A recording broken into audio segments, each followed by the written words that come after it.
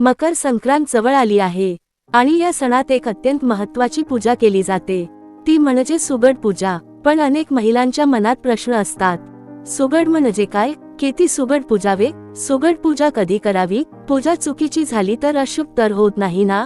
आजच्या या व्हिडिओमध्ये आपण मकर संक्रांत सुगड पूजा विधी 2026 संपूर्ण सोप्या आणि पारंपरिक पद्धतीने जाणून घेणार आहोत। सुगड म्हणजे काय? सुगड म्हणजे समृद्धीचं, अन्नधान्याचं आणि घरातील भरभराटीचं प्रतीक। पूर्वीच्या काळी नवीन धान्य घरात यायचं म्हणून देवाला अर्पण करूनच त्याचा उपयोग केला जायचा, यालाच सुगड पूजा असं म्हणतात। मकर संक्रांतीला सुगड पूजा का करतात? नवीन पीक घरी येतं, सूर्य उत्तरायण होतो, नवी सुरुवात मानली जाते, घरात अन्नधान्याची कधीच कमतरता पडू नये यासाठी ही पूजा केली जाते। म्हणूनच मकर संक्रांतीला सुगड पूजा करणे अत्यंत शुभ मानले जाते।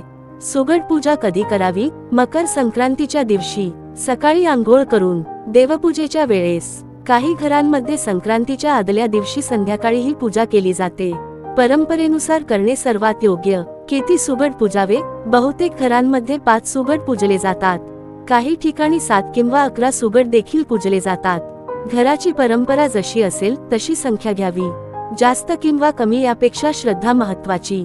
सुगड पूजेसाठी लागणारे साहित्य: तांदूळ, ज्वारी, बाजरी, गहू, हरभरा डाळी, तीळ, हळद, कुंकू, फुलं, दिवा, अगरबत्ती, तिळगुळाचा नैवेद्य। सुगड पूजा विधी: 1 पाटावर स्वच्छ कापड अंथरावे, 2 त्यावर सुगड मांडावेत, 3 प्रत्येक सुगडाला हळद कुंकू लावावे, 4 फुलं अर्पण करावीत, 5 दिवा लावून देवाचं स्मरण करावं, 6 मनोभावे प्रार्थना करावी। घरात अन्नधान्याची कमतरता कधीच पडू नये।